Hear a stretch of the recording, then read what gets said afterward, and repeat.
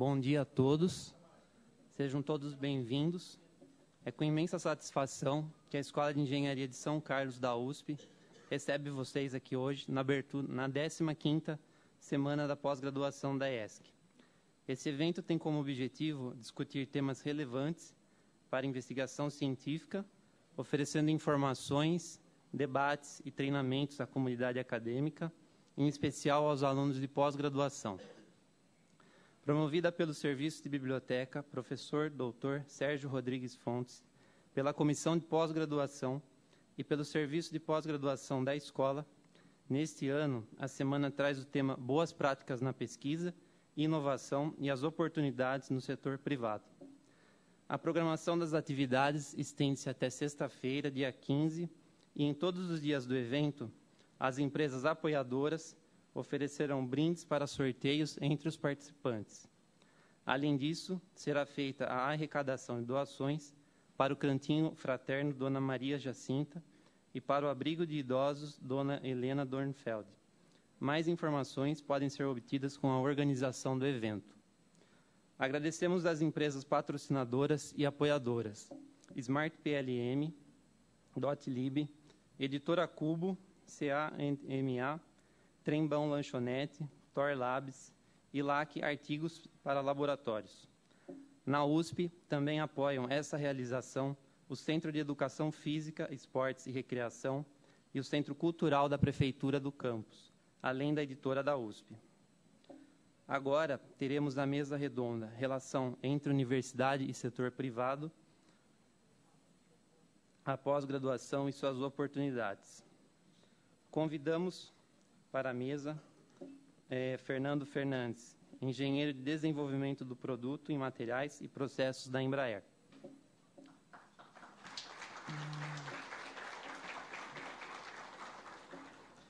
Fernando é graduado em Engenharia Mecânica pela Escola de Engenharia Industrial de São José dos Campos e é mestre em Ciências pelo Instituto Tecnológico de Aeronáutica. Possui experiência em materiais e manufatura de componentes aeroespaciais e defesa e desenvolvimento pré-competitivo de materiais e processos para os próximos 20 e 30 anos. Trabalhou por 8 anos no Centro Técnico Aeroespacial e atua há 18 anos na Embraer. Também convidamos para se unir à mesa o professor José Alberto Cuminato, diretor do Comitê Executivo do Centro de Ciências Matemáticas Aplicadas à Indústria.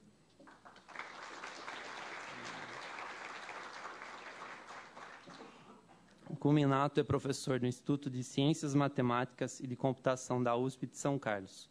Foi diretor desse instituto no período 2006-2010, presidente da Sociedade Brasileira de Matemática Aplicada e Computacional por 2 mandatos, 2005-2007 e 2007-2009, e é professor titular da Universidade de São Paulo desde o ano 2000. Também é membro correspondente estrangeiro da Royal Society Edinburgh e membro da Academia Brasileira de Ciências. Por fim, convidamos para mediar o debate o professor Fernando Martini Catalano, professor titular da Universidade de São Paulo.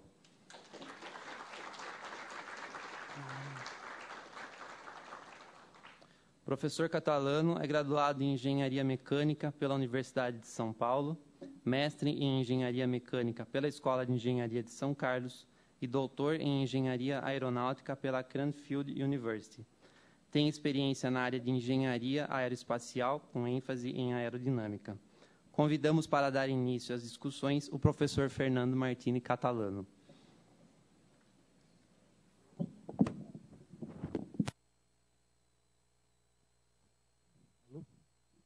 Alô? Tá bom agora.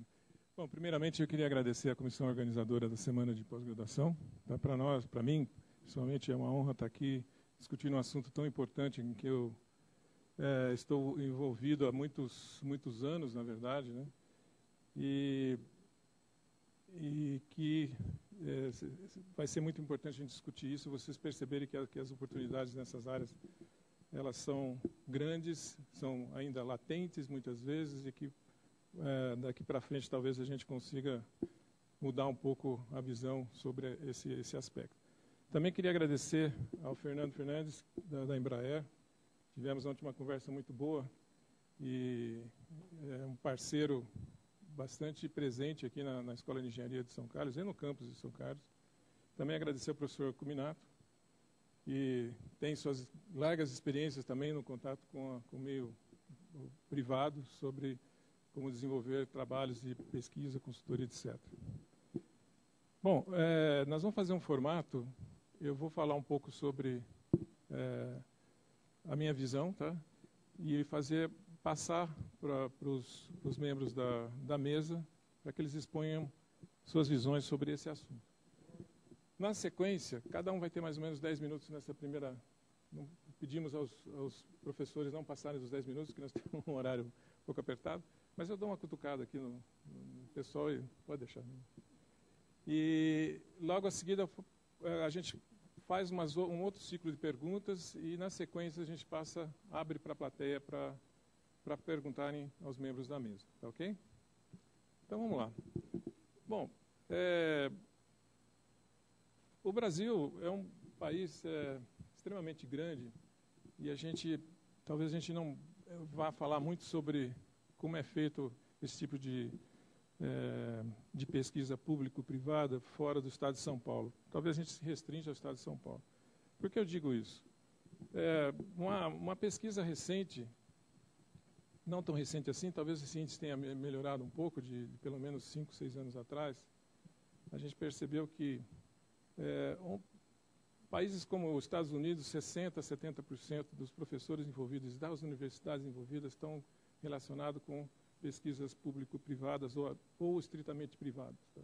Financiado por empresas e com objetivos bem certos, financiando alunos, bolsas, etc., equipamentos, etc. Na Europa não é diferente, tá?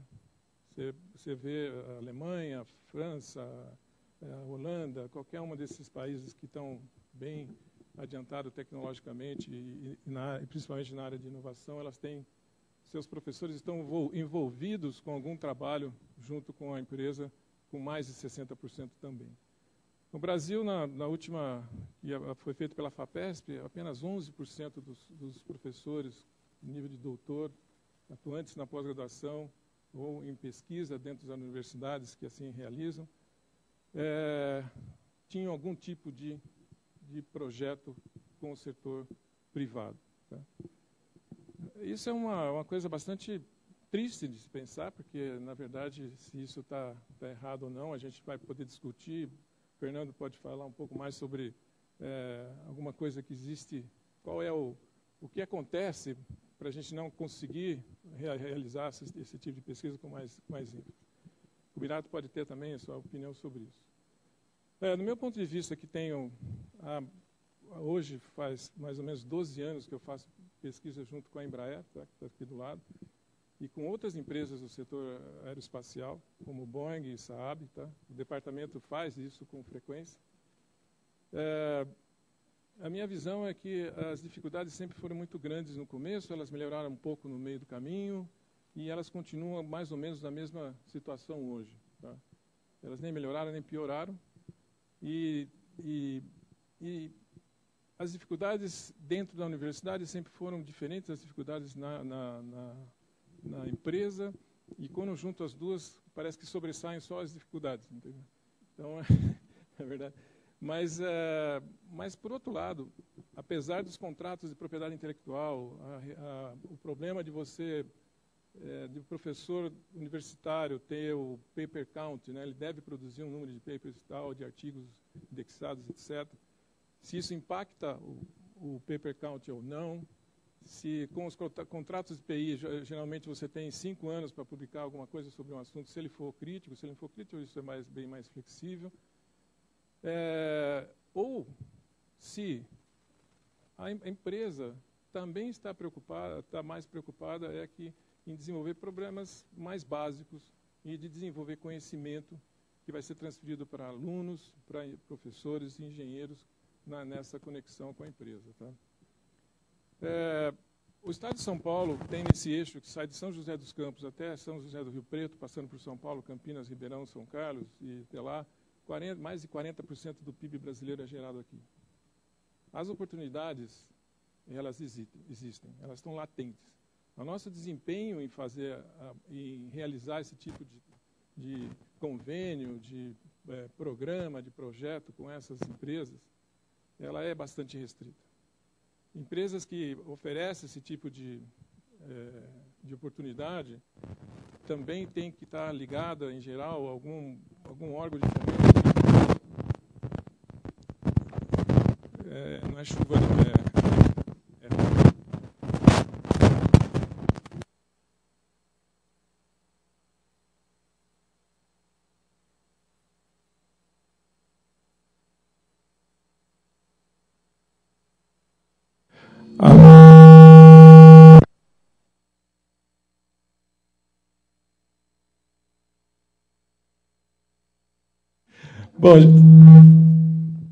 Bom, gente, minha capacidade de cantar é muito pequena, né? Então eu já não sei o que é microfonia. Engraçado que a gente faz uns maiores projetos que a gente tem que lembrar em aeroacústica, né? A gente usa um monte de microfone, mas enfim. Mas vamos lá. Só para fechar um pouquinho, eu queria que nossos convidados, eu peço desculpa que o Rafael deve ter tido algum problema, ele não veio. Se ele aparecer, ele junta a gente na mesa, tá? Rafael, da Braille Biomédica, também tem a sua visão como empresa privada. E talvez como ter um spin-off nessa relação. O que eu vejo é que sempre que eu fiz esses projetos com a empresa, eu consegui bolsas da empresa, financiamento de equipamento, financiamento do próprio pesquisador, a parte do governo, ou seja, FINEP, ou FAPESP, ou BNDES, sempre trouxe muito dinheiro em fundo perdido para montar um arcabouço de pesquisa naquela área, ou seja, equipamentos, computadores, clusters, etc., software. E, ao longo desses 12 anos, o que eu mais percebi é que talvez o financiamento de equipamento ele possa ser, na verdade, não reduzido, mas só ao longo dos anos feito um upgrade, mas o que era mais importante é que a gente investisse em recursos humanos.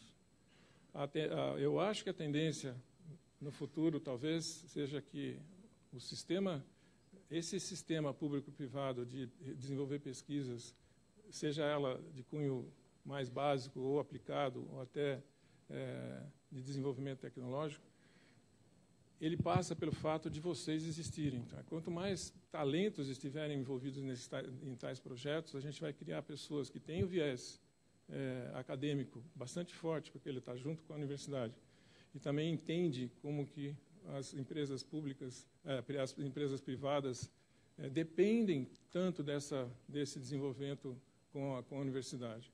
Então, um futuro professor que teve essa visão, esse viés de um projeto com a empresa, será um ótimo professor. Espero, né?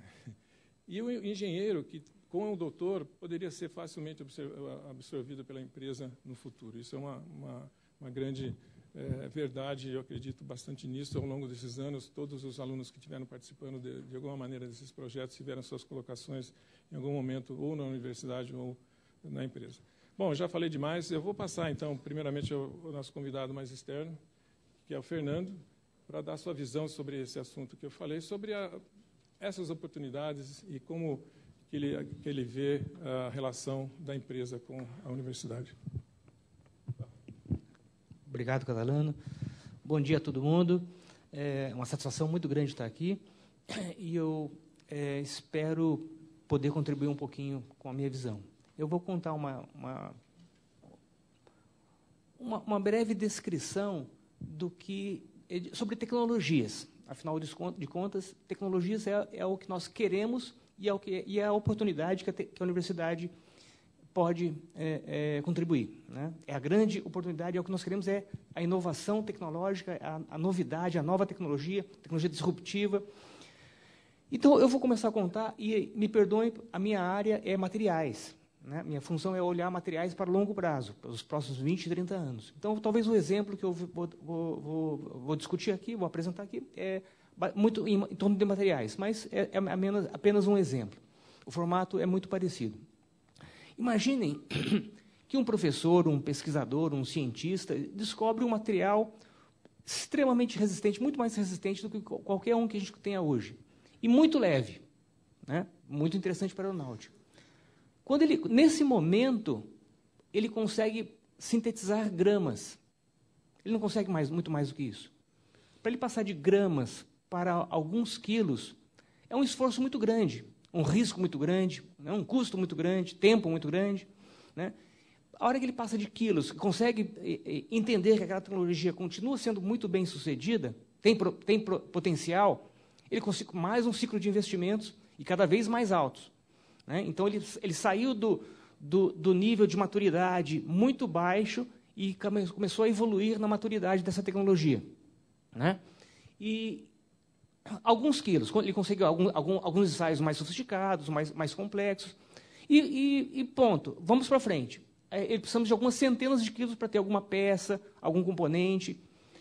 Nesse período, entre a descoberta dele e ter alguma peça, algum componente que seja caracterizado em nível de um produto, se passou modestamente 15, 20 anos. Olha só, isso Então, primeira conclusão, é muito tempo, é muito demorado. Se a gente contabilizar que, igual a esse professor, esse pesquisador, centenas, milhares de outros descobriram alguma coisa que no primeiro momento do caminhar dessa tecnologia, eles já perceberam que ela não valia a pena. Ela se mostrou inviável, por algum motivo ou outro. Foram descartadas. Então, segunda conclusão, o risco em tecnologias é muito alto. Muito alto. Eu não posso simplesmente escolher uma tecnologia num nível de maturidade muito baixa e escolher essa e caminhar, porque ela tem a chance de morrer muito mais alto do que ela persistir. E esse professor, que conseguiu atravessar todo o tempo, chegou até as centenas de quilos, conseguiu fabricar uma peça, gastamos, no setor aeronáutico, ele gastou, em média, de 10 a 15 milhões de dólares. Então, é muito caro. Aí eu vou adicionar mais um componente para vocês. Se a gente pegar a tabela periódica e combinar uma liga, um material, um composto, ele tem, em média, uma composição de 5, 6 elementos. Não vou nem me preocupar em estequiometria. Mas se a gente combinar 118 elementos da tabela, 5 a 5, 6 a 6, temos bilhões de possibilidades. Então, é infinito. Em termos práticos, o número de opções para a gente entender é infinito. Aí cabe esse evento aqui. Como a indústria que quer estar na vanguarda, estão me ouvindo? Quer estar na vanguarda, eu não posso investir em tecnologias que tenham um nível de maturidade intermediária ou alta, porque isso alguém já fez e eu vou correr atrás, eu estou tirando um gap tecnológico. Se eu quero estar na liderança, eu tenho que ir por nível de maturidade baixa. Onde está essa tecnologia baixa? Não está dentro da empresa. Ela está aqui, entre vocês, são os alunos. Quem vão executar esses níveis, o desenvolvimento dessa tecnologia nesse momento? São vocês, alunos de mestrado, pós-doc, doutorado, iniciação científica, etc. Né? Então, aí cabe uma definição que é muito nova para a gente, apesar da nossa indústria, em média, estar pouquíssimo interessado em desenvolver tecnologias. Hoje nós somos muito baseados em commodities e produção massiva, ao invés de tecnologias, de desenvolvimento tecnológico e vender tecnologias, viver de inteligência, viver de know-how e expertise. Aparece um termo que vem de encontro a essa parceria empresas e universidades, que é a pesquisa colaborativa ou consorciada. Se vocês olharem pesquisa consorciada nos Estados Unidos, tem o National Science Foundation, é um instituto de pesquisa, similar a uma FAPESP, uma FINEP aqui nossa. Eles têm mais de 100 consórcios entre universidades e empresas. É uma franquia, né? A universidade A e B querem montar um consórcio para fazer desenvolvimento de pesquisas industriais num determinado setor, numa determinada área. Se ele consegue demonstrar que tem algumas indústrias interessadas, o National Science Foundation concede esse grant, né, consegue esse recurso, e eles começam a operar e começam a fazer desenvolvimento de tecnologias. Então, esse modelo de investir em tecnologias de baixa maturidade é um modelo de criação de tecnologias, e não apenas desenvolvimento de coisas que já existem. Então, esse modelo ele é nato da universidade, ele tem que ser gerenciado pela universidade, ele tem que ser um produto da universidade, atraindo indústrias. As indústrias entram ou saem em qualquer momento que elas queiram, desde que elas tenham interesse, né, em permanecer. E a universidade é o atrativo para fazer aquelas coisas fora da caixa, diferente, e não resolver problemas da minha linha de montagem, problemas imediatos, problemas emergentes que eu tenho que resolver em 1 dia, 2 dias. A solução está lá dentro, né? Ou de um fornecedor, ou eventualmente, a universidade pode até se focar nisso também. Mas eu diria que a grande força, a grande vantagem da universidade é na pesquisa, que é o pesquisador, o que move ele, a lenha que o move, é descobrir o novo, descobrir o que ninguém fez, o que ninguém... Ele tem orgulho disso, de poder fazer isso. Então, essa natureza faz com que esse desenvolvimento em tecnologia de baixa maturidade, né, tenham que começar pela universidade. Por exemplo, materiais que se curam. Eles têm uma trinca, eles se curam, se cicatrizam. Essas tecnologias começaram na universidade. A indústria, a partir de um certo momento, que a viabilidade técnica, o risco começa a ser um pouquinho mitigado, né, sempre num momento de parceria empresa-universidade, aí ela começa a internalização. Agora é meu, agora é segredo, agora começa o desenvolvimento dentro do meu, aplicado ao meu produto. Mas enquanto está num ambiente, a tecnologia está nesse nascedouro, ela tem pouca especialização, ela pode se refletir, ela pode ser aplicada na indústria de óleo e gás, farmacêutica, aeroespacial.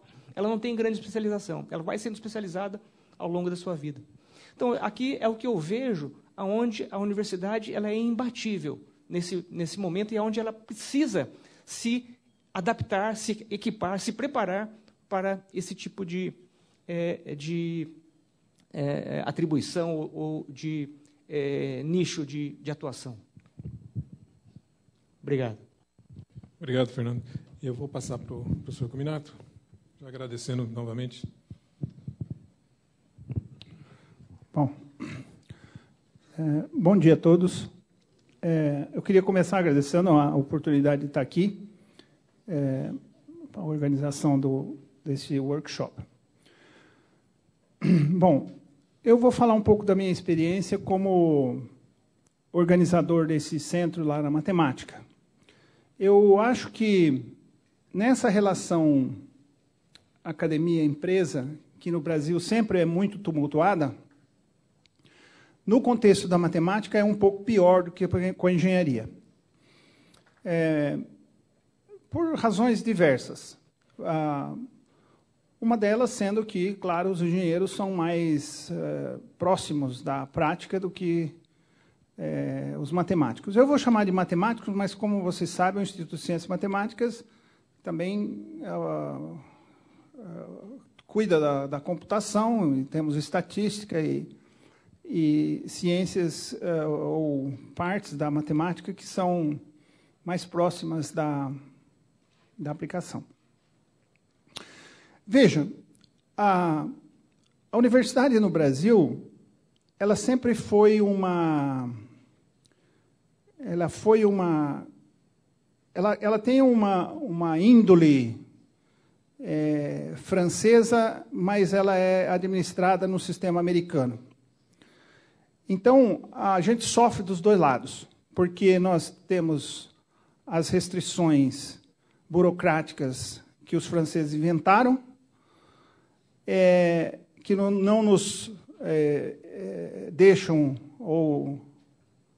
Os franceses já superaram isso, claro, hoje em dia, mas a gente continua insistindo naquilo que é de 50 anos atrás. E, por outro lado, nós temos exigência ou necessidade, ou sei lá, de produção científica nos moldes americanos.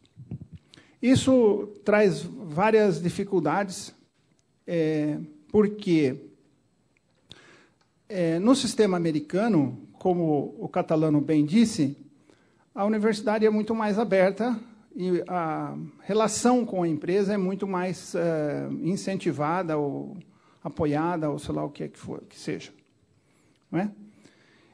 Então, aqui nós estamos falando para um público de pós-graduação, então vou me concentrar nessa visão. Lá na matemática, eu não sei se isso é tão verdade na engenharia, mas eu acho que é ainda bastante verdade. Se eu estiver muito errado, vocês podem me dizer, olha, você está errado, na engenharia não é assim, e talvez você devesse falar para os matemáticos. Mas, na matemática, o sistema de pós-graduação, ele funciona para replicar docentes de universidades. Entende? Então, é incutido na cabeça dos alunos, desde pequenininho, vocês vão ser professor universitário. E, para isso, você tem que trilhar isso, fazer isso. Você centra na nossa tese, que é esse pedacinho aqui, e você foca aí, produz não sei quantos papers, não sei mais o quê, e você não olhe para o lado. E, veja, essa é uma visão francesa da universidade, e que, hoje em dia, não bate muito com o que está acontecendo no mundo. E toda tentativa que você faz de mostrar para os alunos que existe um mundo além do professor universitário é combatido de dentro e de fora. Eu vou falar um pouco mais sobre isso. Se você olhar os grandes países, as grandes economias, é comum que um aluno... E veja vocês, eu estou falando da minha lembrança... Eu fiz doutorado em Oxford, que é uma universidade, talvez uma das melhores universidades do mundo. Eu não sabia disso. Quando eu fui para lá, eu fui porque eu conheci uma pessoa lá. Não tinha nada a ver com... Eu não sabia disso, eu fiquei sabendo depois. Isso faz 40 anos. Eu terminei meu doutorado em 1987. Vai fazer 40 anos... Não, já fez 87? Já fez 40 anos. Já fez 40 anos.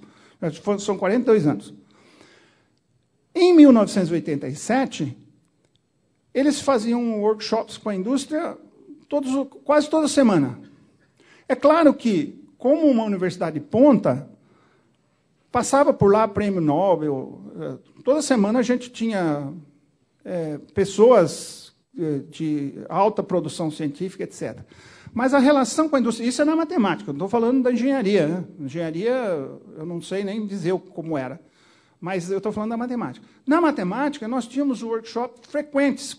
Naquela época, era comum ter grandes empresas na Inglaterra. Então, tinha uma empresa que eu lembro muito bem, que chamava ICI, que era uma empresa de química, que hoje deve ser uma dessas grandes empresas aí que deve ter mudado de nome. A GlaxoSmithKline, ela inventou a penicilina lá em Oxford. Eles tinham a patente até um tempo atrás. Não é? Os testes da penicilina foi feito lá numa chamava Radcliffe Infirmary. Você podia ir lá ver onde foi feito os testes da penicilina, que os caras davam a penicilina para o paciente, mas era muito pouco que eles conseguiam sintetizar, então pegava a urina.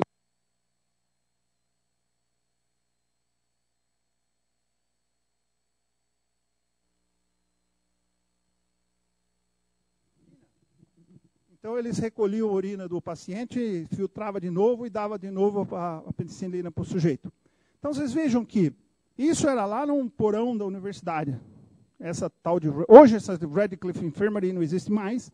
Ela foi derrubada e construiu, por acaso, o Instituto de Matemática no lugar. Só foi mantida a parede da fachada.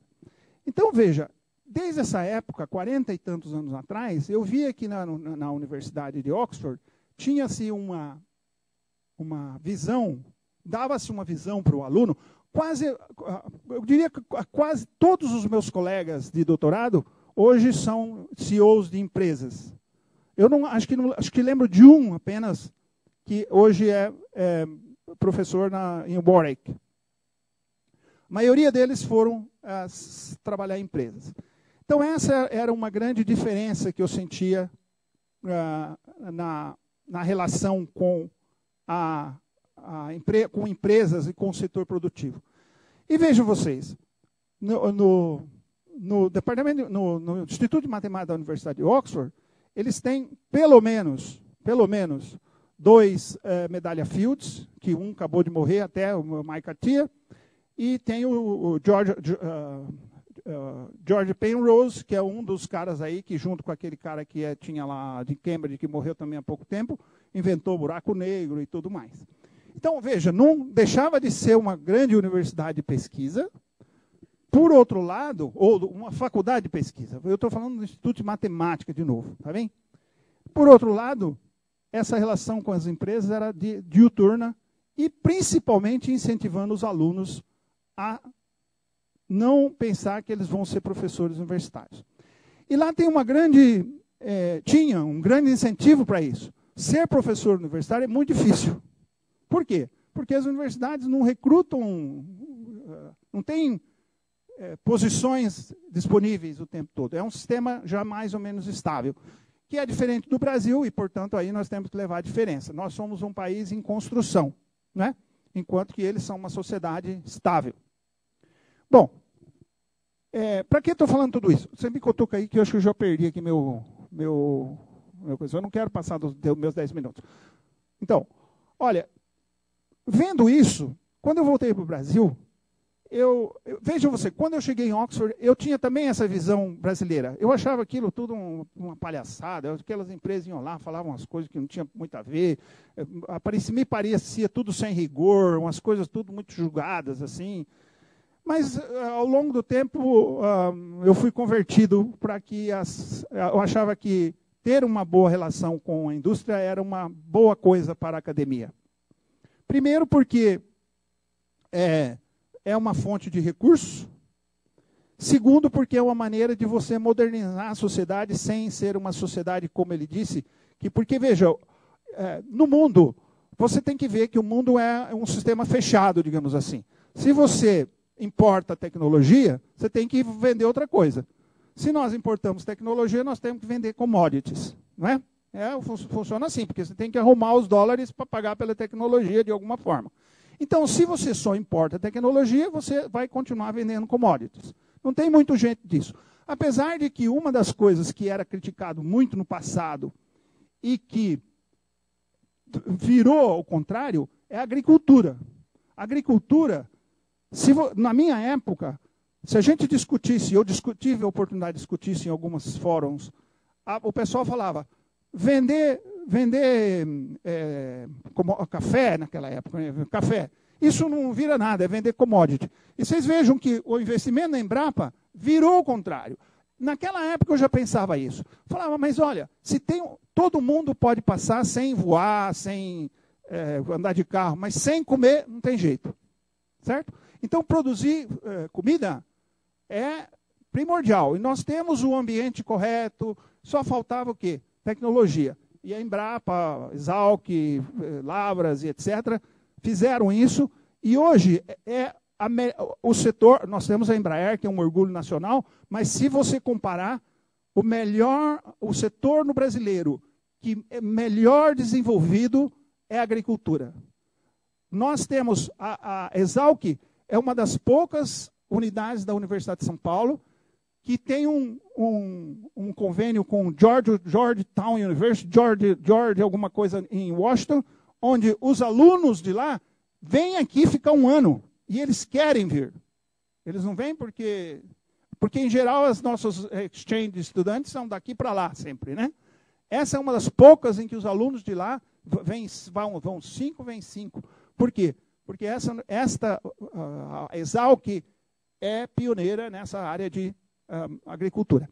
Então, vejam vocês, só para terminar, não quero passar meu tempo, essa iniciativa aqui é uma reminiscência dessa época de 40 anos atrás. É claro que eu voltei para o Brasil, aí eu tive que fazer minha carreira, E a gente precisa estar numa posição para poder fazer isso. Se eu lá, quando era auxiliar de ensino, se eu quisesse formar um centro como esse, provavelmente... Bom, também tem a questão dos 30 anos. O Brasil evoluiu muito, apesar de que a gente continua tendo dificuldades, mas a gente evoluiu muito. Tem novas leis, tem muitas facilidades, apesar das dificuldades. Durante o debate, se eu poderia falar outras coisas sobre a experiência do CMI. Obrigado aos dois.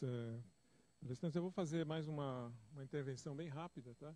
E vou passar rapidamente porque o nosso horário está bem apertado. A gente tem mais ou menos até as 10h15, é isso, né? Então a gente vai fazer mais uma rodada que vai demorar uns 15 minutos. Depois a gente passa as perguntas para vocês e a gente tenta responder também brevemente.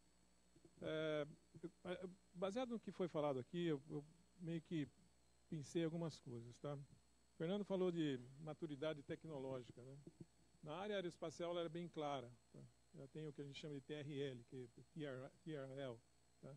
Technological Readiness Level, tá? Ele é classificado de 0 a 9.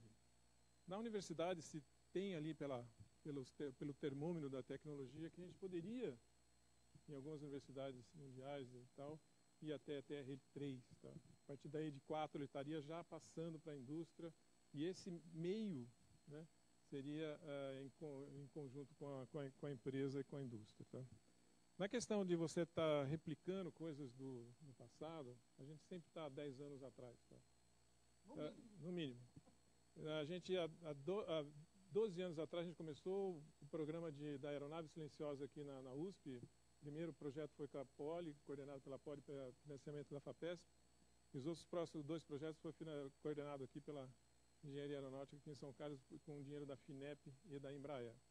A ideia era a gente tirar um atraso naquela época, 10 anos atrás e 10 anos. A gente continua 10 anos atrás. Tá? E depois de mais ou menos 30 milhões de investimento público-privado. Tá? E nesses 10 anos foram colocadas mais de 1.000 patentes, né, da área, e esse projeto gerou 4 patentes apenas. Então as dificuldades são grandes de a gente tentar correr atrás do prejuízo, apesar de que hoje, na área aeroacústica, a Embraer sabe comprar melhor, ela sabe negociar melhor, ela entende melhor, e veja, essas questões da indústria aeronáutica, se ela não se alia com a empresa, não faz pesquisa junto com a universidade ou ela própria, ela não sobrevive. O Fernando pode falar um pouco mais disso. Mas a pergunta também que eu queria pôr para os comentários, para o pessoal aqui da mesa, era sobre agora quais são as oportunidades, quais são as maneiras que a gente consegue fazer isso e como vocês podem participar. No meu ponto de vista, é uma parte importante disso, a participação de pós-graduandos, de iniciação científica, até de graduandos, tá? Que é está no meio de um projeto em que tem a parte privada junto. Como é o timing, como é a exigência, como são os deliverables, como eles chamam, como que a gente tem que se portar, como que vai ser a pesquisa, se ela vai ser mais aplicada, se ela vai ser mais básica. Então, e quais são os órgãos de fomentos brasileiros que podem ajudar nessa parceria que geralmente é meio a meio, tá? A gente já posso listar aqui os fundos setoriais para as várias áreas, tá? Tem na área aeroespacial, área aeronáutica, na área da eletrônica, etc, etc. Tem a FINEP do gás, tem a Petrobras, né? Depois de muita crise, ela ainda vai retornar de algum momento a pesquisa, porque ela também não sobrevive sem isso. E os centros mais comuns, né?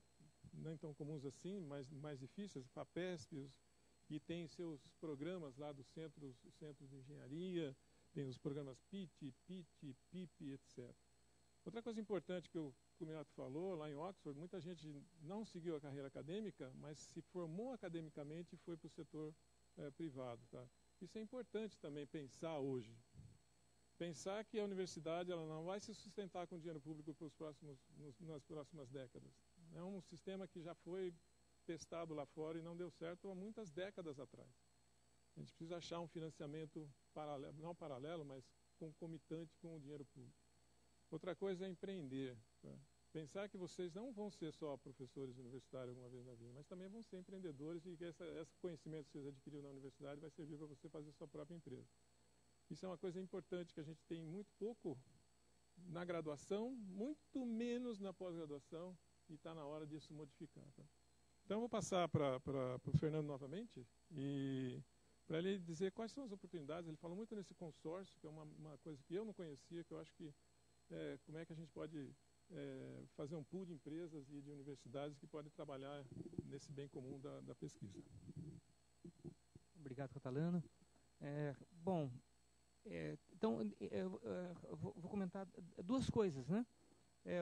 Esse consórcio, na verdade, é um clube de pesquisa, onde um sócio entra e sai a qualquer momento, quando ele bem interesse, e ele aporta, ele paga uma anuidade. E essa anuidade vai suprir os alunos ou algum material que a própria indústria pode fornecer de uma forma, por uma cortesia, mas ela paga um FII. Então, imagine vocês, se eu tenho, de novo, desculpe o exemplo, né? Vamos entrar num consórcio, vamos criar um consórcio de titânios avançar, uma liga de titânio, desenvolvimento de ligas de titânio mais leves, mais assim, enfim, alguma coisa assim. A indústria de óleo e gás se interessou, a indústria de implantes se interessou, ortodônticos ou ortopédicos, enfim, se interessaram. Automobilística não interessou muito, não entrou. Então, entramos lá em alguns setores industriais, representados aí por umas 10 empresas. Imagine só, se a gente paga uma taxa anual de R$50 mil, né? Pode parecer, não é muito. R$50 mil é mal e mal uma bolsa de doutorado por um ano, alguma coisa assim, né? Então, se 10 empresas entram, eu tenho R$500 mil. Olhem o poder dessa alavancagem. E a criação, vamos dizer, o direcionamento para a criação de tecnologias novas é muito grande. Então, você incentiva com a visão de indústria, com a visão, aí também se deve dizer, a indústria também tem que se treinar e ter pessoas que conseguem enxergar para frente, e não apenas o produto com as suas restrições. Se eu levo as restrições, eu acabo podando e caindo na mesmice atual. A gente tem que sair realmente daquela visão atual e olhar para frente, olhar o diferente, né? Num ambiente mais permissível a risco, mais permissível a experimentar, que é a universidade.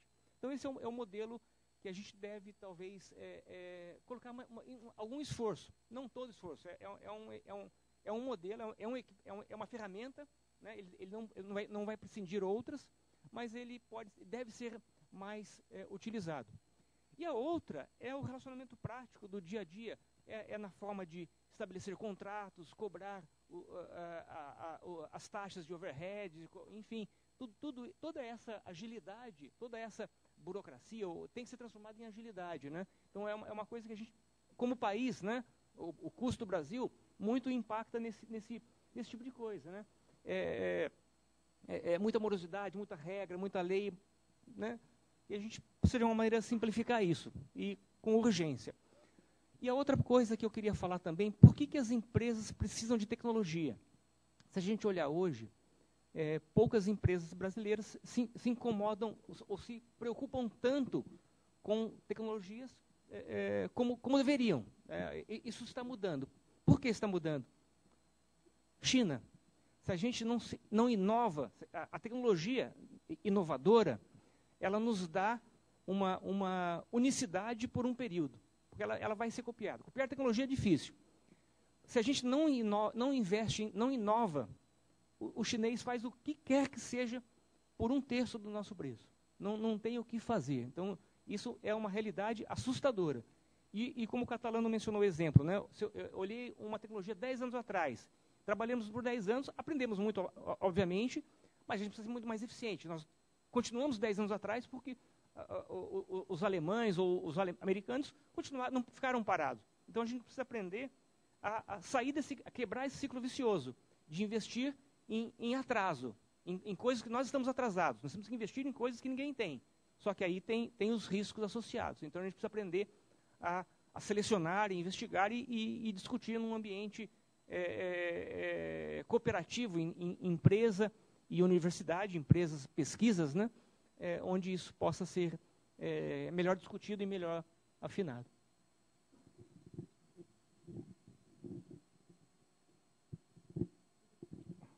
Bom, talvez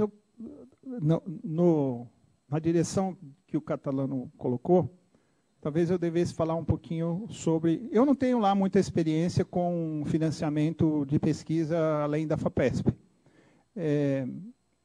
Eu tenho dedicado boa parte dos meus últimos, sei lá, 6 anos a esse projeto, que já é um projeto de 6 anos.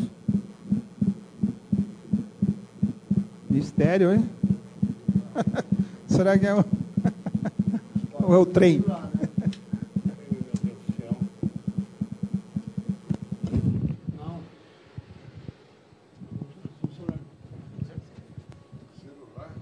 Oi. Bom, vamos lá. Então, veja, as oportunidades do CMEI são as oportunidades... O CMEI é um centro de... O nosso nome é Centro de Ciências Matemáticas Aplicadas à Indústria. A ideia é aproximar, então, as ciências matemáticas, né, da indústria. Uma coisa que não é muito comum na USP, principalmente nas ciências matemáticas. E, por incrível que pareça, vocês vejam, por mais de que a gente possa pensar que computação é uma coisa que permeia a vida, que é quase ubíquos, né? Não é bem verdade que os departamentos e as áreas de computação das universidades no Brasil sejam abertas ao setor produtivo. Isso não é verdade na USP, não é verdade na Unicamp, não é verdade, talvez seja um pouco verdade na Universidade Federal de Pernambuco, onde eles criaram lá o Porto Digital, e é uma coisa famosa já há muito tempo, e isso tem um sucesso grande, não era de se duvidar muito. Então, vocês vejam, apesar de que os exemplos que existem são alvissareiros, digamos, se você olhar o Porto Digital de Pernambuco, essas tentativas não foram feitas. A Unicamp, por exemplo, que é uma universidade dita tecnológica, o departamento de computação lá é tão fechado quanto os nossos da USP.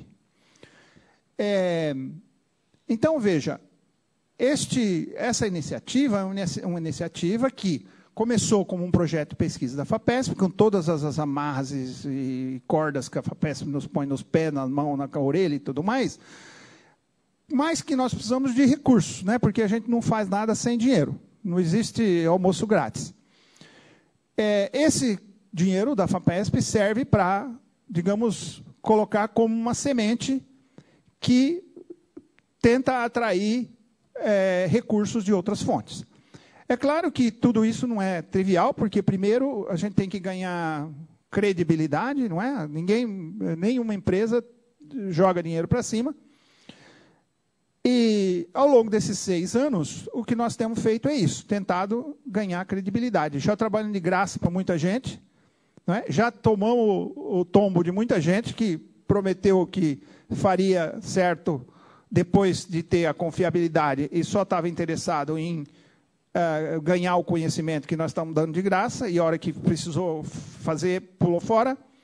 Então, tudo isso acontece. Então, essas experiências, mas isso são experiências, é a gente vivendo como bebê, não é? Precisa cair, bater a cabeça, não é? Para poder caminhar. E assim vai. Então, hoje nós atraímos recursos maiores do que a FAPESP nos dá. O que foi uma promessa que nós fizemos e que nós sabemos agora que nem o MIT consegue fazer isso. Então, isso também não é sustentável. Não é que nós somos melhor que o MIT, nunca.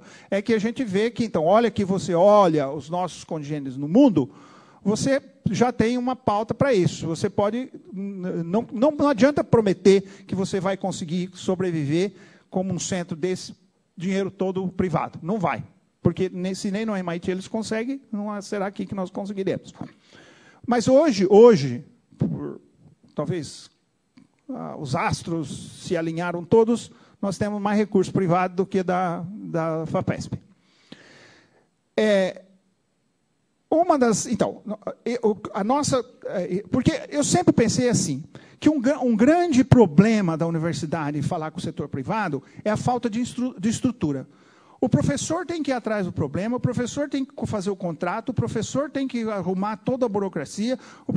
Veja, isso alguns fazem, mas a maioria se desanima, porque se vocês virem como é que a coisa funciona, é difícil. Então, a primeira coisa que nós tentamos fazer foi botar uma infraestrutura. Depois de muita batalha, nós temos 3 funcionários dedicados a esse centro e que cuida dessa burocracia. Então, o professor, o que ele tem que fazer? Ele tem que ir numa reunião e falar, ó, junto com a empresa, e a empresa coloca o seu problema, e o professor fala, ó, eu sei resolver ou não sei resolver. Estou interessado em resolver ou não estou interessado em resolver. A partir desse momento, nós temos uma estrutura que cuida do resto. Contrato, nós tivemos muito problema em setar preço, por exemplo, quanto custa. Não é trivial. Não é? Já perdemos um monte, porque o cara do outro lado acha que porque a universidade, por qualquer 10 pau faz. Não é? 10 pau, como ele falou ali, paga mal um mês de um aluno de pós-doc. Não é? Então, se você quer fazer um projeto que dura 6 meses, então, no mínimo, ele custa 60 mil, não é? Para começar a conversa. Então, toda essa coisa faz. Mas, hoje, nós temos no projeto 200 doutorandos. Temos 50 pós-docs. Né?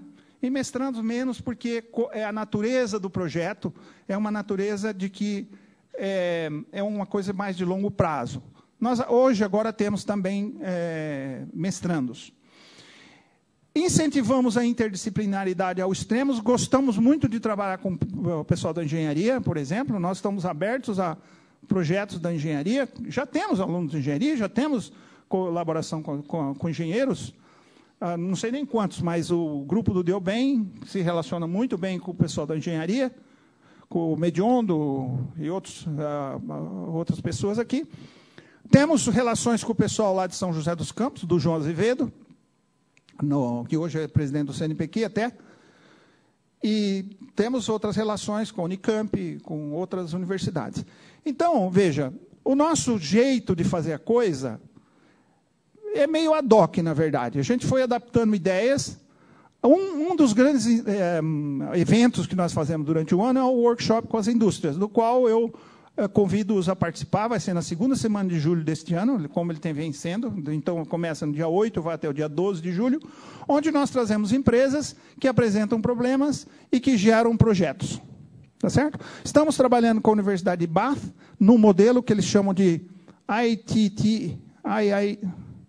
oh, meu Deus, alguma coisa assim, Think Tank, os 2 T's, ITT, em que lá eles fazem um modelo diferente, mas um modelo muito bacana, que é assim, eles trazem empresas que têm projetos de longa duração, e eles pegam os alunos, o CNPq em inglês dá um conjunto de bolsas para eles, só que eles não atribuem, eles pegam o aluno e não atribuem o projeto no primeiro dia. Então, você veja, já é uma dificuldade. Lá no ICMC é assim, o aluno entrou aqui, tem que ter o projeto.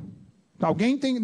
eu, de vez em quando, faço uns lá meio fake, porque não tem muito jeito, não é? Você não conhece nada. E aí eles fazem uma rodada com a empresa, uma semana com as empresas, 5 empresas, 6 empresas, onde as empresas trazem projetos de longo prazo.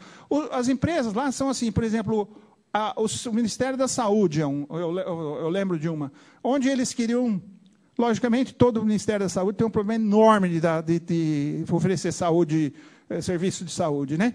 Todo o gerenciamento do projeto de saúde é difícil, em qualquer lugar do mundo.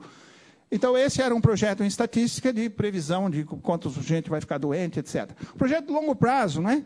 Em que, então, essa discussão é feita e os alunos participam e os alunos decidem, olha, eu quero trabalhar no problema do INSS. E aí eles se juntam lá, um professor e mais o pessoal do INSS deles, e fazem um projeto, e esse vai ser o projeto de doutorado. Então, nós queremos trazer esse modelo, eu espero, para o ano que vem, junto com a Universidade de Bath, para discussão desse tipo de modelo. Porque no ICMC, até agora, é quase que proibido um modelo desse jeito. Então, primeiro nós temos que mudar as regras internas, etc. Mas essas são atitudes ou iniciativas que tomamos. Na renovação que nós tivemos do projeto FAPESP, nós tivemos uma avalanche de bolsas. Por alguma razão, a FAPESP decidiu botar todo o dinheiro em bolsa. Então, nós temos uma avalanche de bolsas, tanto de doutorado como de pós-doc, até nos deram um monte de dinheiro para mandar aluno de pós-doc para o exterior. Aí eu falei para o Brito, mas se eu contrato um aluno de pós-doc, por que eu devo mandar ele para o exterior? Porque se eu contratei ele para ele trabalhar no projeto. Se eu mando ele para o exterior, ele vai trabalhar lá no exterior, para o projeto do exterior. Então, qual é a... Né? Eles não sabem responder, obviamente, porque sabem. Bom, mas é mais ou menos isso. Eu estou aqui aberto para responder perguntas, se for caso de vocês tiverem dúvida. Bom, obrigado, Poti. O Cominato deu uma excelente ideia para a Escola de Engenharia, que ela não tem um centro desse. Tá? E eu participei do processo de candidatura à diretoria, e as duas chapas, né, a que venceu, eles têm também essa ideia de formar um centro onde cuidaria desses processos todos de intercâmbio com o setor produtivo para desenvolver projetos de pesquisa e desenvolvimento. Bom, nós estamos com o tempo bem limitado, eu vou pedir para o pessoal, quem tiver perguntas, eu acho que dá para fazer uma série de perguntas até mais 10 minutinhos. Vamos, gente, sem medo de ser feliz.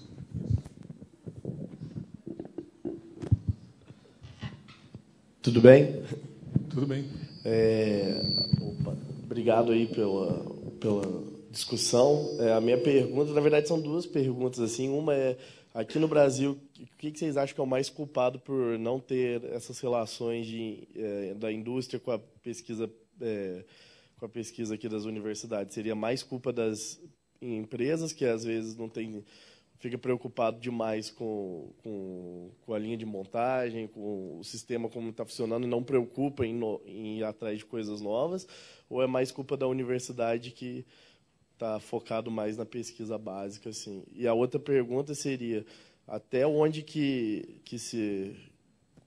seria até mais uma discussão que uma pergunta, mas quando a empresa, o interesse da empresa entra em disputa com o interesse social, por exemplo. Às vezes você está pesquisando alguma coisa e descobre alguma coisa que não seria interessante para a empresa tornar isso público. Por exemplo, alguma coisa relacionada, por exemplo, com uma indústria de agrotóxico, com uma empresa de pesquisa, por exemplo, na área de meio ambiente, sei lá.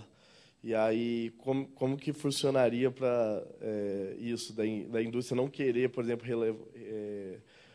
mostrar isso, porque seria ruim para a empresa, mas foi descoberto isso durante a pesquisa, que foi financiado, por exemplo, pela própria indústria, entendeu? Seria esse meu questionamento. Eu vou passar para o Fernando, primeiramente, para falar sobre a primeira pergunta, mas a segunda pergunta, ela tá do meu modo de entender, ela está respaldada por alguns contratos que você tem que fazer com a empresa a partir do momento que você vai ter um projeto em conjunto. Um deles é o contrato de propriedade intelectual, e da questão de uso genético, umas coisas assim que não é bem da minha área, mas talvez se o Rafael tivesse vindo aqui, ele teria mais essa ideia. Existe um código de ética nessas tramitações, e elas estão bem averbadas. O maior problema que o Poti fala é que as regras são bem claras quando você faz um contrato desse. Meu primeiro contrato com a Embraer, com a agência de inovação e para o contrato EPI, demorou mais ou menos 6 meses para ser assinado. Tá?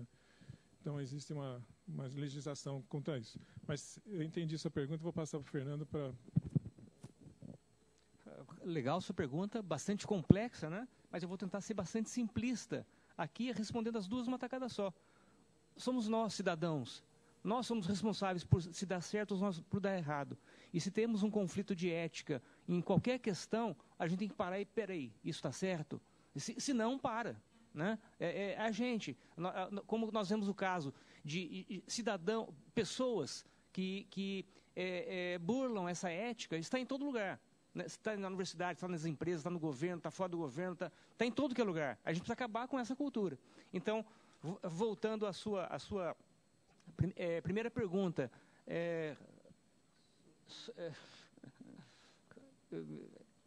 quem é o culpado? Não eu vou tirar o culpado da palavra. O que fazer daqui para frente? Né? Simplificar processos, mais confiança, estabelecer. Isso não vem da noite para o dia. Vocês talvez estão, nos próximos 5, 10, 15 anos, estarão eventualmente em empresas ou dentro da universidade. Então, tenham essa consciência, poxa, precisamos ter parceria, seja parceria entre universidades, seja parcerias entre empresas e universidades. E, o trabalho, né, a união faz a força, né? É isso, né? Bom, eu partilho da opinião. Eu não gosto de ficar lamentando, falando que aqui no Brasil é assim, assado, e ficar reclamando. Mas se você quer uma resposta na lata, eu diria que nós dividimos a culpa, certo? A culpa é bem dividida. Tem dificuldade nas empresas? Tem. Não é, como eu relatei aqui, o pessoal tenta te enganar, esse tipo de coisa. Né?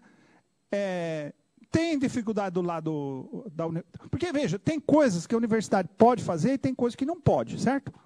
Por quê? Porque tem leis mais para cima, não que não esteja errado. Por exemplo, nós temos um mestrado profissional que, na minha opinião, devia ser cobrado.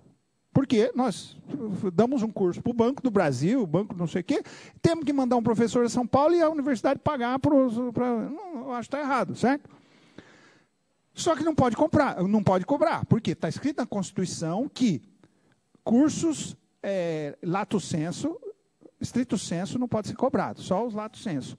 Ainda até outro dia tinha uma dúvida se podia ou não podia ser cobrado. O Supremo Tribunal Federal decidiu, há cerca de um ano atrás, que cursos lato sensu podem ser cobrados. Bom, mas, por outro lado, as nossas pós-graduações, etc., eu não sei se vocês acompanham, mas nos últimos, 5 anos, nós tivemos acho que 3 ou 4 regimentos da pós-graduação. Cada pró-reitor que entra lá forma um novo. E muda tudo. Primeiro era 5 mesmo na banca, depois mudou para 3, o orientador participa, o orientador não participa. Vocês percebem? Não tem estabilidade. O negócio, sabe, cada hora um entra lá, essa é a minha opinião, muda o regimento da pós-graduação. Faz 5 anos o cara passa lá, porque dá um trabalho enorme fazer isso. Precisa provar nas congregações, né? Precisa provar não sei aonde, provar não sei aonde, provar não sei aonde, provar no conselho universitário. Mas mudam. Entende? E você precisa... Outro dia, não sei se vocês acompanharam, a CAPES resolveu dar um recurso para esse tal de print, programa print. Aí os caras publicaram o edital. O edital era para trazer gente do exterior. Veja só, trazer gente do exterior e estava escrito que o projeto tem que ser em português, só em português. Aí alguém levantou a lebre lá, o reitor saiu correndo e mandou um edital, correção, que agora pode ser em português e em inglês. Você entende? Então, do nosso lado, tem muita coisa para fazer. Por outro lado, eu não saberia botar todas as coisas ruins que a empresa tem, mas tem também, não é? Com relação a essa questão de ética, veja, isso acontece no mundo inteiro. Então, não é razão para a gente não fazer por causa disso. Você sabe, se você olhar um pouquinho, procure a questão do tabaco, como foi. As empresas de tabaco contrataram cientistas e cientistas para fazer publicações em revistas das maiores coisas, que o tabaco não fazia mal a ninguém. Demorou 40 anos para o outro lado vencer, e hoje a gente sabe que fumar dá câncer. Certo? Então, essa é uma questão que faz parte da vida, digamos assim. Não é por isso que nós não podemos fazer. É claro que tudo isso, eu concordo com o Catalano, é a luz do sol. Como disse, né? O melhor detergente é a luz do sol. Essas coisas serem claras. Agora, nem sempre isso é possível. Tem mais uma pergunta lá em cima? Aqui primeiro? Aqui. Sim.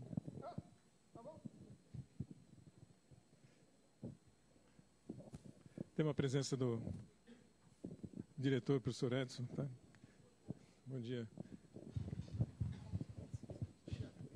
Alô, oi, bom dia. Eu gostaria de agradecer a contribuição de vocês hoje. E eu preciso dividir uma certa angústia. A impressão que eu tenho, eu estou enfrentando esse conflito, é que quanto mais eu tenho estudado, me qualificado, menos oportunidades eu tenho aqui no meu país. E eu acho que é um sentimento de muitos de nós, né, que eu terminei meu mestrado, fui procurar emprego, e a minha impressão é que eles estavam subvalorizando o meu conhecimento. E, no meu caso, eu sempre quis ter uma carreira como pesquisadora. Eu me vejo muito limitada, porque eu quero saber onde estão as oportunidades no meu país, entendeu? De verdade. E parece que, para eu exercer aquilo que eu quero, eu tenho que necessariamente entrar numa carreira acadêmica, né, como professora e tal. Então, eu gostaria só de deixar aí a discussão agora na mão de vocês, porque é uma coisa, acho que é importante. Muita gente saindo aqui da universidade com títulos e conhecimentos assim de grande relevância, e a gente quer mudar nosso país, entendeu? Principalmente eu penso na minha área de saneamento, quanta oportunidade a gente tem aqui no país de melhora e como a gente pode fazer isso, entendeu? Bom, tua pergunta é bastante importante, interessante, e está relacionada ao tema. O Brasil entrou numa crise muito grande nos últimos anos, né? Se você me perguntasse, sei lá, 5 anos atrás, eu ia falar que as oportunidades eram bem maiores do que são hoje. Nesses 5 anos, a indústria brasileira, praticamente muitas delas sumiram, ou por influência da China, ou por crise, etc., e principalmente por falta de competitividade. A pessoa que não valoriza o conhecimento do candidato, a empresa é uma empresa de baixa tecnologia ou que realmente produz coisas de pequeno valor agregado ou que não tem grande importância. No caso do saneamento, é primordial, né? O país é um país enorme, com grandes recursos hídricos e biodiversidade. Se a gente não tiver investimento na área de ambiental, saneamento, a gente vê o que acontece naturalmente no país.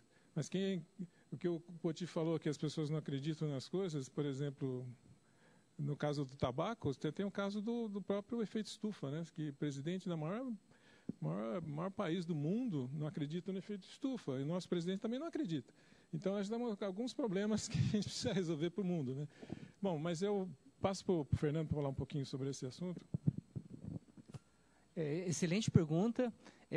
Gostaria de dizer para você, realmente, como o Catalano mencionou, temos um país aí com um passivo de desemprego muito grande e nós precisamos passar a limpo, e o que vai tirar esse país do jeito que nós estamos hoje é exatamente esse conhecimento. Mas o trabalho, do jeito que você mencionou, onde estão as oportunidades? Você precisa criar.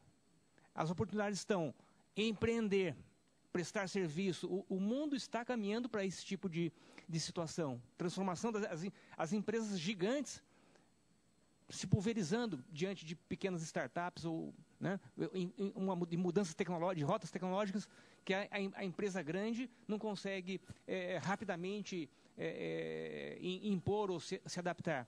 Então, eu sugeriria você pensar, se você tem o conhecimento, saneamento básico, realmente uma carência e tanto. Carência também é oportunidade. Eu sugeriria para todos vocês pensarem em empreender o conhecimento. Hoje, eu estava comentando ontem com o Catalano, e hoje nós muito bem referenciamos ao Reino Unido, né, a Inglaterra. O que nós compramos aqui da Inglaterra? Um produto inglês? Não tem. Mas tudo que você vê na sua frente tem inteligência, tem expertise do Reino Unido, da Alemanha, não sei do que. Então, a gente precisa começar a aprender a empreender esse nosso capital intelectual. Então, eu diria que talvez essa seja a rota a partir de agora, uma delas mais de encontro a essa questão, né? Tem mais uma, acho que é a última pergunta que nós estamos aqui. Quem não, acho que aqui estava primeiro, ele está com o microfone até. Você foi... Pode falar que está fazendo. Bom dia, muito obrigado pela exposição.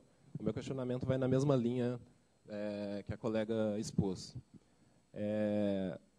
Nessas discussões, as coisas meio que estão sempre pautadas ou em reclamando do sistema, ou num sentido de ter uma esperança em relação a uma mudança que vai vir sempre no ano que vem, e a gente termina o doutorado e está aqui sempre nessa discussão, que ano que vem vai mudar edital, que não sei o quê.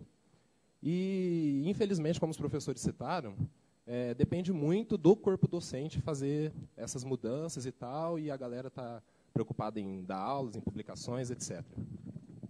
Eu gostaria de saber, vou até citar um exemplo, que está relacionado à minha pergunta. Vocês, com a experiência de vocês, como vocês acham que nós, enquanto estudantes, o que nós podemos fazer para tentar aproximar da pesquisa e desenvolvimento do setor privado e trazer isso enquanto estudantes?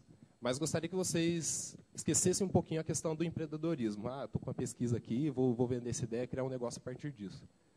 Talvez algo nesse sentido, esquecendo um pouquinho o empreendedorismo. E eu gostaria de citar uma coisa que aconteceu em 2017, pensando justamente nisso. Vamos tentar criar uma prospecção aí, vamos falar com as empresas. Eu e alguns colegas fomos lá na Feira do Plástico, em São Paulo, e fomos totalmente escrachados. O pessoal falou assim, nós não estamos querendo saber de quem faz para-choque de satélite, não. Nós só não saímos mais tristes lá porque ganhamos uma cerveja ou outra lá dos estandes.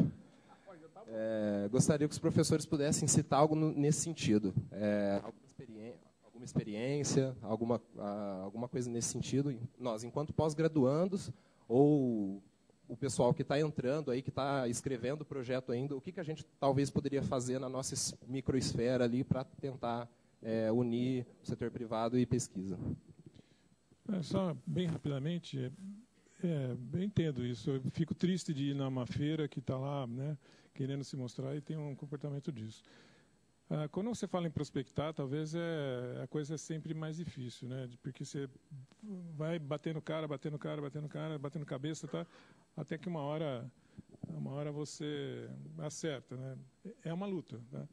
Agora, dependendo da área que você faz o seu mestrado, o seu doutorado, é engraçado, porque para mim, da área da aeronáutica, é muito claro. Se eu quiser pensar que meu mestrado, meu doutorado vai ser um conhecimento usado pela indústria, ou no futuro eu vou ter que conseguir fazer um empreendimento, ou talvez uma consultoria na área, e a gente sempre pensa que isso pode ser certificável ou não. Na aeronáutica, nada que você vai fazer. Por exemplo, eu posso pôr pano de prata em cima da asa que vai diminuir o ruído da asa. Mas alguém vai pôr pano de prata em cima da asa para diminuir o ruído da asa? Não vai. Então, aí é diferente a coisa. Agora, não sei, a área a gente tem que pensar, isso algum momento vai ter uma maturidade que vai poder ser empreendido ou vai ser de benefício para a empresa? Porque ela é diferente mesmo. Quando é puramente acadêmico, ela nem sempre, nem imediatamente ela é reconhecida como uma coisa útil para a empresa. Essa é a grande diferença do Brasil com os outros países. As empresas dos outros países elas entendem que desde a pesquisa básica até a pesquisa aplicada, até o desenvolvimento tecnológico, até a inovação, elas são importantes. O que falta no Brasil é esse equilíbrio. A gente tem muita pesquisa fundamental, básica, mesmo na engenharia, tá? Que não é ruim, mas a gente tem pouco aqui na onde a gente talvez tenha certificação ou tenha homologação, sei lá, a ISO, alguma coisa lá. Não é diminuir essa para aumentar esta, é chegar a essa nesse nível para que essa até aumente. Tá? Então, ainda nós estamos um país em construção, a gente é um país que sofre problemas políticos e econômicos com uma certa frequência e que é triste. É triste, sabe por quê? Porque o potencial de vocês, o potencial dos nossos alunos, a gente está numa universidade que os melhores alunos estão aqui, tanto na pós-graduação quanto na graduação, e a gente mal aproveita eles, tanto internamente quanto para o exterior, para fora da universidade. Isso precisa melhorar e muito. Tá? Eu acho que não é falar assim, não vai dar certo, não vai acontecer, não vai fazer, vou ficar na minha mesmo. Luta, né? Isso é uma coisa que eu posso fazer. É que na história do Beija-Flor, que estava fogo na floresta lá, ele jogava uma gotinha lá, mas ele falou, estou fazendo a minha parte. Mas é triste, as histórias que a gente está ouvindo aqui são bem chatas, né, Fernando? Complementando a resposta do Catalano, vai em frente, segue. Uma empresa disse não, vai para a próxima, vai para outra, e não para. Até achar você vai achar alguma que vai entender o valor que você tem do seu projeto, enfim, da sua tecnologia. A gente tem que saber ligar os pontos. E não é tão fácil essa procura, mas é insistir. E nesses ambientes, como você muito bem foi, a feira de plástico tem centenas de expositores, né? Provavelmente ali muitas vezes tem um aspecto muito mais de vendas. Talvez o desenvolvedor de tecnologia esteja lá atrás. Talvez no máximo esteja ali presente um vendedor técnico ou alguém que saiba explicar um pouco mais o produto. Mas alguém que queira desenvolver ou esteja pensando numa nova possibilidade, talvez ele esteja escondido lá dentro da empresa. Então você tem que procurar mesmo, e não é fácil, né? Mas é isso aí, né? Boa sorte e não desista. Bom, acho que já está... Eu tinha mais uma pergunta, não sei, mas acho que já estamos... Última hora, por favor.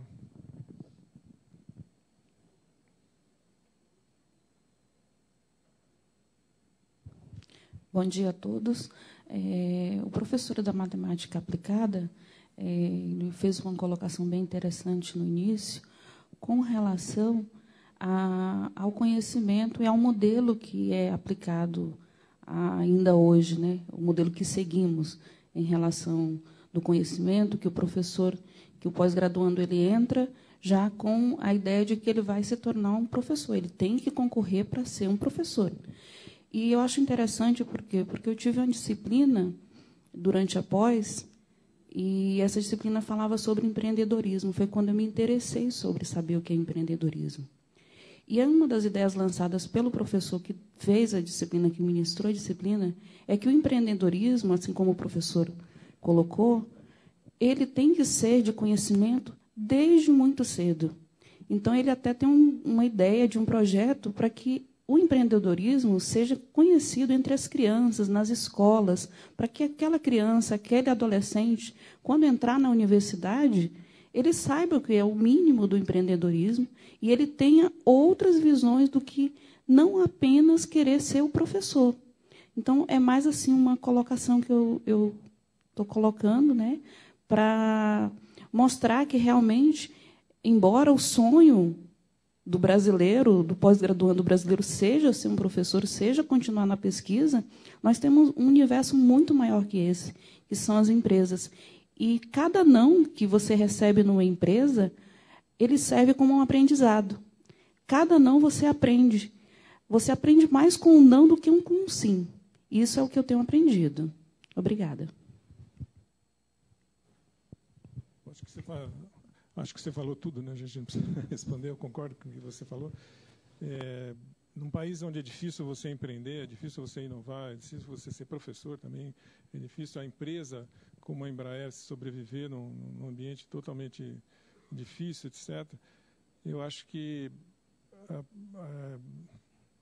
essa procura é uma coisa que a gente não deve desistir. Quando eu comecei os projetos há 10 anos atrás ou mais, era diferente do que é hoje, tá? Hoje está um pouco mais aberto, tá? Mas precisa se abrir mais. As regras precisam ser mais não fáceis mas mais ágeis, tá? É diferente você, vamos mudar a lei 8666 para a questão de licitações. Não é mudar isso, porque uma vez que mudou, deu problema, tá? Mas fazer ela mais ágil. Vamos mudar a maneira de você fazer o processo de dar a bolsa via empresa, tá? Porque uma das coisas que a empresa pode melhorar muito, eu falei no começo da minha fala, é a questão dos recursos humanos. Está na hora de a universidade se abrir a isso, tá? Com os braços bem abertos, e da empresa entender que esse investimento é um capital que vai durar, e vai ser um investimento pequeno e que vai durar pelo menos 30 anos de trabalho, tá? Que é muito bem aplicado em todos os níveis.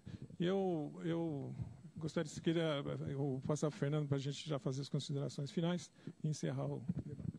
Obrigado, Carlos. Desculpe interromper. É uma interessante observação, que eu queria compartilhar uma percepção minha. Concordo plenamente contigo que a educação de base ela é muito importante, desde os primórdios sobre o empreendedorismo e sobre toda a base de conhecimento que ela precisa ter para seguir para frente. Mas olha que interessante, como a cultura local ela nos influencia. E a escola de engenharia ela precisa mudar. Não estou dizendo que é fácil essa mudança. Se a gente olhar um profissional, o dentista, ele sai de uma escola de odontologia e na cabeça dele ele vai abrir o consultório dele. o profissional médico muito parecido, o advogado talvez muito parecido, mas a engenharia, a gente sai com a cabeça, eu ou vou ser professor ou vou trabalhar numa empresa, numa indústria. Mas a oportunidade não cai do céu. Então, isso a gente precisa mudar. E a gente pode mudar já. Agora, não sei como disparar essa mudança, talvez já esteja acontecendo, mas ela talvez se concretize em muitos anos, né, em muito tempo. Né? Mas precisa da nossa mudança mesmo.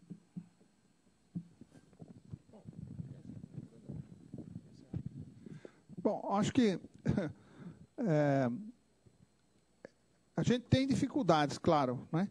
Eu diria eu não quis falar no momento lá, mas eu diria que o que os alunos mais podem fazer para melhorar esse sistema é justamente começar a pensar que a formação pós-graduada não é um passe único para ser professor.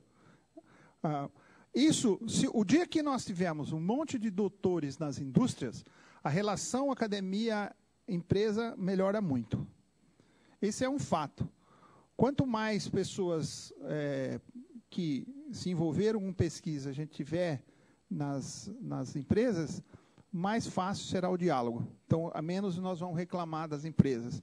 E mais fácil será com a universidade, porque nós temos os nossos, digamos, espiões, né, no outro lado. Então, essa eu acho que é uma... Aqui na engenharia, eu imaginava que muitos de vocês já tinham essa... Eu achei que a minha fala aqui fosse ser uma fala mais que tem repercussão na matemática. Eu estou vendo que parece que não é bem assim, né? Parece que também tem uma expectativa muito grande de se tornar professor universitário, mesmo os pós-graduandos da engenharia. Se isso for verdade, se essa minha percepção for verdade, eu incentivo-os a mudar esse pensamento, mesmo porque, dado as nossas perspectivas do governo federal e do governo estadual, eu não vejo que nós teremos expansão do governo Lula das universidades mais, certo? Para os próximos 15 anos. Então, acho que a perspectiva de emprego no setor público é bastante pessimista, eu diria. Vocês vejam que a Universidade de São Paulo está sem contratação já há uns 4, 5 anos, né? E agora que estão falando aí de 450 docentes, quando nós perdemos quase 1.000. Então, quer dizer que isso para os próximos, sei lá, N anos, aí, para a próxima reitoria. Enquanto o Varrante for reitor, a promessa é contratar mais 450. 450? Nem sei se o número é esse. Mas é um número assim, que é menor do que a perda que nós tivemos, a perda que eu digo por aposentadoria, morte, etc., nos últimos, sei lá quantos anos.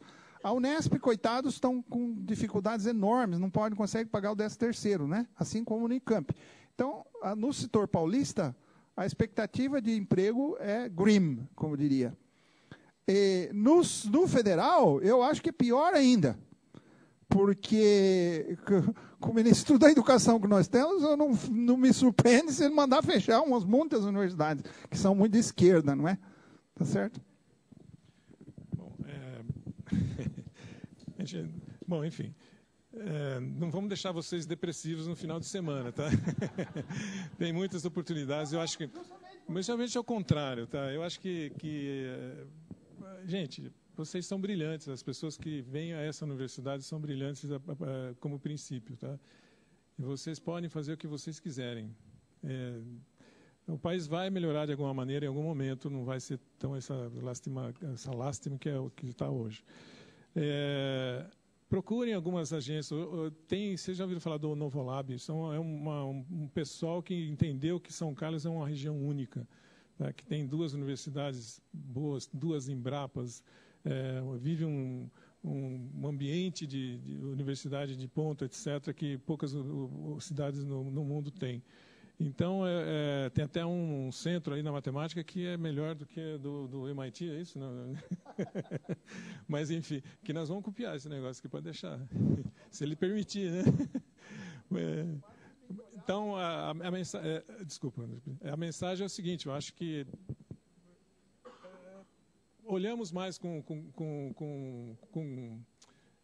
como uma oportunidade o setor privado, ela não impacta nada, pelo contrário, ela põe investimento, ela põe bolsa, ela põe comunicação, ela põe conhecimento também, e isso é positivo. Isso não significa diminuir a outra parte, significa aumentar uma parte que está desequilibrada, e assim que ela equilibrar, essa parte atual vai até melhorar. Essa é a minha fala para sempre.